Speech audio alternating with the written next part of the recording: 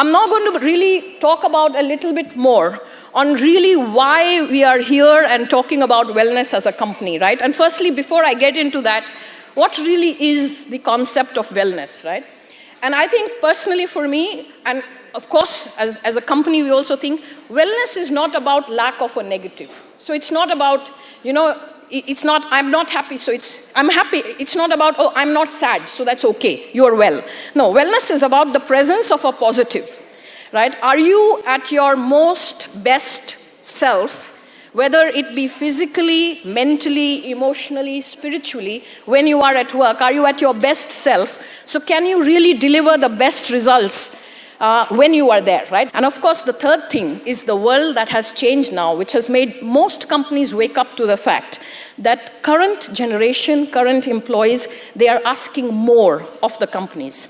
They're not just places you joined and said, all right, I'll retire from here, and as long as I'm getting my paycheck, it's enough. No, it's not enough, right?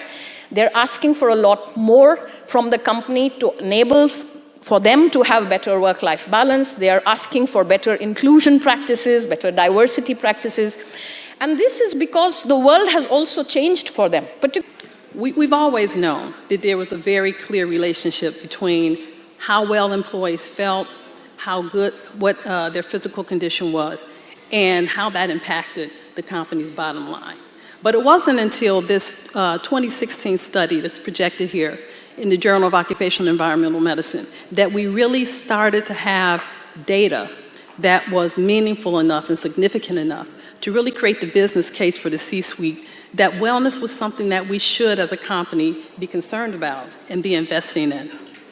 As you can see here, from this group of large employers, it clearly demonstrates that for those companies that were willing to invest in well-being programs for their employees, their stock prices, their growth outperformed those who were not willing to make that same investment by a great number.